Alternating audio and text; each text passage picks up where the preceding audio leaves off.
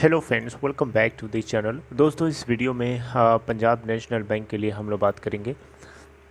दोस्तों, आप लोगों से दो अपडेट मैं शेयर करूंगा, लेकिन दोस्तों आगे बढ़ें उससे पहले आपसे रिक्वेस्ट करना चाहूँगा कि अगर आप चैनल को फर्स्ट टाइम देख रहे हैं फाइनेंस मार्केट को, सब्सक्राइब करके बेल आइकन को हिट कर लीजिए और डीमैट अकाउंट के लिए डिस्क्रिप्शन बॉक्स में लिंक आपके लिए दिया गया है दोस्तों, उसे क्लिक करके आप चाहें तो आप स्टॉक में अकाउंट ओपन करवा सकते हैं। दोस्तों, पंजाब नेशनल बैंक में सबसे पहले मैं आप लोगों के सामने इसके ट्रेडिंग एक्टिविटी को डिस्कस करना चाहूँगा। दोस्तों, लास्ट के कुछ दिनों में बैंक ने जिस तरीके से मोमेंटम दिखाया है उसको देख करके ऐसा लगा था कि ये 45, 46, 47 के लेवल को आराम से लेके चला जाएगा, लेकिन ऐसा होता हुआ दिखाई नहीं दिया। आखिरकार उसी ढर्रे पे आकर के फिर से रुक गया, जिस ढर्रे पे कई महीनों से लोगों को झेला रहा है। और लास्ट ट्रेडिंग सेशन में आप देखें तो 38.20 की ओपन प्राइस के बाद 38.45 का हाई बनाया और नीचे गिर के 37.35 का लो बनाता है। हालांकि फिर से रिकवर होता है और रिकवर होकर के 38.10 के ऊपर कल बंद हो गया था। आज की क्या सिचुएशन है आप खुद भी देख सकते हैं जा कर के। दोस्तों, मार्केट कैप इसकी करस्पॉन्डिंग देखें तो 41,951 करोड़ रुपए है। देश का दूसरा सबसे बड़ा सरकारी बैंक ये इसके नाम के आगे लिखा जाता है, लेकिन जिस तरीके से इसकी परफॉर्मेंस होती है ऐसा लगता है कि इसको देख करके इससे ज़्यादा अच्छे तो छोटे मोटे जो सरकारी बैंक्स हैं वही हैं। बहरहाल जो भी इसके पीछे कारण हो, वो कारण हम लोगों को नहीं पता, कारण मैनेजमेंट को ही पता होगा कि क्या एक्चुअली में इनका दर्द है। लेकिन यहाँ पे मैं दो अपडेट्स हैं आप लोगों के सामने मैं शेयर करूँगा। इन दोनों अपडेट्स को आपको पता होना चाहिए। चलिए, पहली अपडेट तो दोस्तों ये है कि इस बैंक को एक तरीके से 172 करोड़ रुपए की कमाई हुई है। आइए इसी को पहले देख लेते हैं।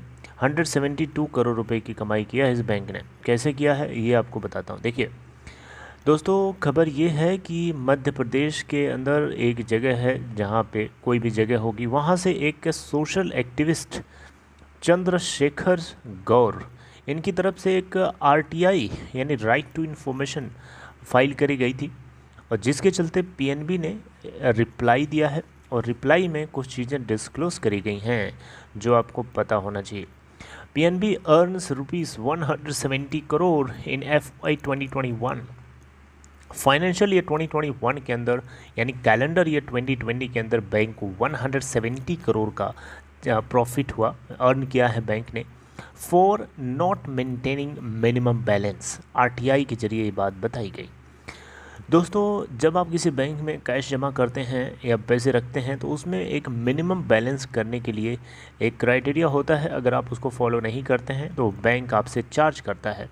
तो पीएनबी ने कुछ इसी तरीके से 170 करोड़ रुपए का टोटल चार्ज जो है कलेक्ट किया है, जो कि नॉट मेंटेनिंग, जो कि मिनिमम बैलेंस को मेंटेन नहीं करने की जगह पे है, के बदले इन्होंने चार्ज किया है। फाइनेंशियल ईयर 2021 यानी कैलेंडर ईयर 2020 की बात हो रही है। दोस्तों, इस तरीके से देखें तो यहाँ पे और भी तरीके से इनके चार्जेस होते हैं, जैसे कि एटीएम में एटीएम चार्जेस जो होते हैं, एटीएम से जो जुड़े हुए ट्रांजैक्शनल फ्री होता है उससे ज़्यादा अगर आप करते हैं तो उसके चार्जेस होते हैं। तो इस तरीके से इन्होंने यहाँ पे अच्छी खासी कमाई करी है, लेकिन यहाँ पे सारी चीज़ें हम डिस्कस नहीं करेंगे। जो मेन पॉइंट था मेरा मोटा 170 करोड़ का, वो मैंने आपके साथ डिस्कस किया। दूसरी खबर क्या है? दूसरी खबर ये है कि पीएनबी जो है अपनी पूरी हिस्सेदारी जो है बेचने वाला है। किसमें, कहाँ बेचने वाला है, ये आपको पता होना चाहिए। Canara HSBC OBC life insurance, जो कि पीएनबी एक इसके अंदर 23% की हिस्सेदारी ओन करता है और ये प्रमोटर की तरह काम करता है। तो यहाँ पे दोस्तों खबर ये आ रही है कि पंजाब नेशनल बैंक अपनी पूरी हिस्सेदारी इस कंपनी के अंदर यानी इस इंश्योरेंस कंपनी के अंदर, जिसका नाम है Canara HSBC OBC life insurance के अंदर 23% की हिस्सेदारी पूरी बेच सकता है। अभी आपको मैंने बताया था कुछ दिन पहले कि HDFC लाइफ ने एक्साइड लाइफ इंश्योरेंस के अंदर एक्वाइजेशन किया था। तो इंश्योरेंस सेक्टर के अंदर काफ़ी एक्वाइजेशंस देखने को मिले हैं और आगे आने वाले दिनों में भी मिलने वाले हैं, राइट। तो यहाँ पे दोस्तों ये 23% की पूरी हिस्सेदारी जो है ये बेच देगा, राइट। और ये अमलगमेशन जो है बैंक्स का जब हुआ है उसके बाद ये मूव लिया जा रहा है। IRDA का एक रूल है कि कोई कंपनी जो प्रमोटर है, अगर दो इंश्योरेंस कंपनीज़ में वो होल्डिंग रखती है तो कम से कम जो है ये 10% या ये रूल ये है कि अगर कोई एक कंपनी जो प्रमोटर है किसी इंश्योरेंस कंपनी के अंदर भी, और वो दो जगह उसकी होल्डिंग है यानी दो इंश्योरेंस कंपनीज़ में है, तो वो होल्डिंग 10% से ज़्यादा नहीं होनी चाहिए किसी कंपनी में।